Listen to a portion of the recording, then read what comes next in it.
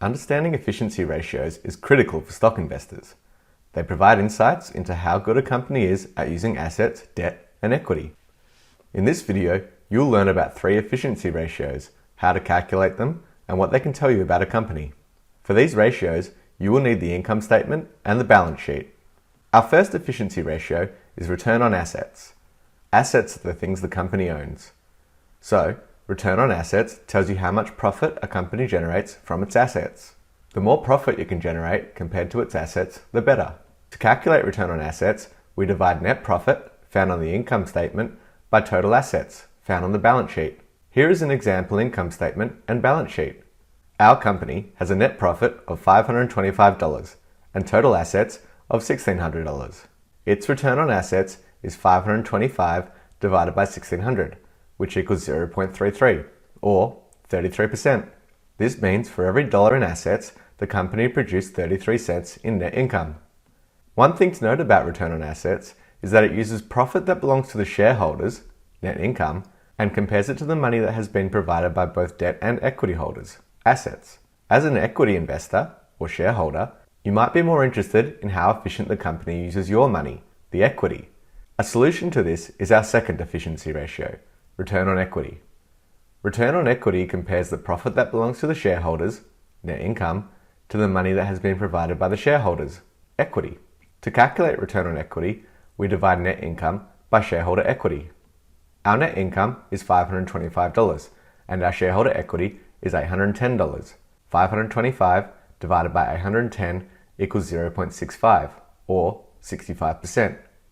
This means for every dollar in equity, the company produced 65 cents in net income. If you have watched my video on the balance sheet, you will know that assets are equal to liabilities plus equity. That means if I increase my liabilities, my equity must decrease. One way I can increase my liabilities is by taking on debt. By increasing my liabilities and decreasing my equity, I can make my return on equity higher. We can work around this by employing our third financial ratio, return on capital employed. Return on capital employed tries to compare the profits generated by the core business operations to the capital available to the core business operations.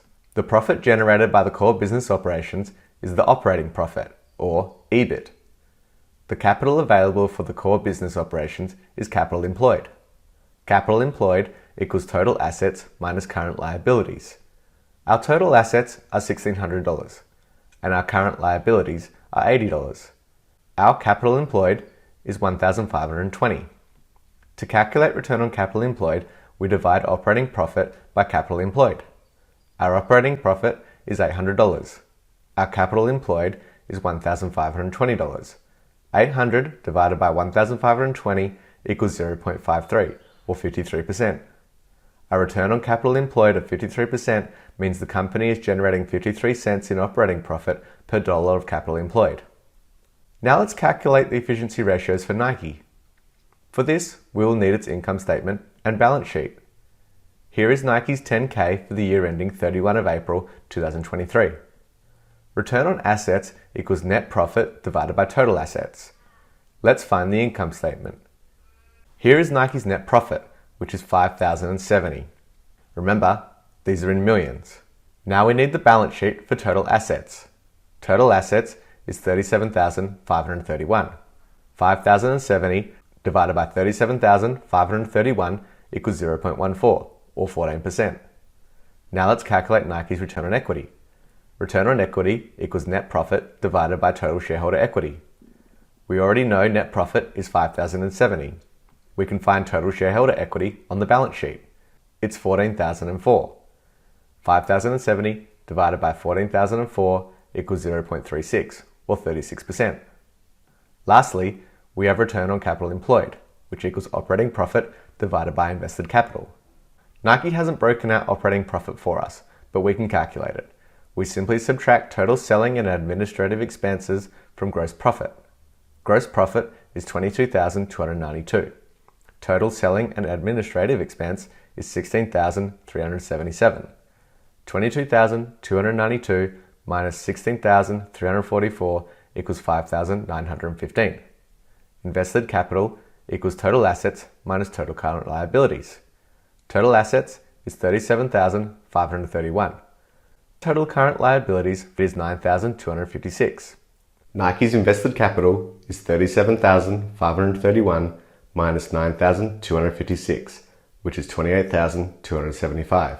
Nike's return on capital employed is $5,915 divided by $28,275, which is 0.21 or 21%. Calculating these ratios can give you insight into how efficient a company is. The more efficient a company, the better.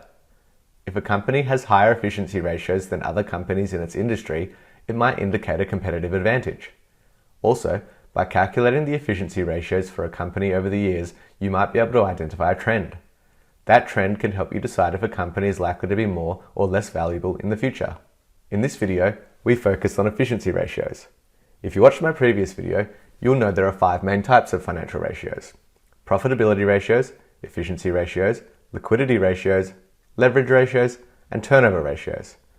My previous video focused on profitability ratios. Over the next few videos, I'll cover liquidity, leverage, and turnover ratios. If you are interested in learning about those, subscribe to my channel. Let's summarize. Efficiency ratios tell us how good a company is at generating profits from its assets, equity, and capital. The higher these ratios, the more efficient the company is. The higher a company's efficiency, the better. Return on assets measures the company's ability to generate profits from its assets. Return on equity measures the company's ability to generate profits from its equity. And return on capital employed measures the company's ability to generate profits from its capital. For more videos on investing, follow Value Theory or go to valueinvestoracademy.com.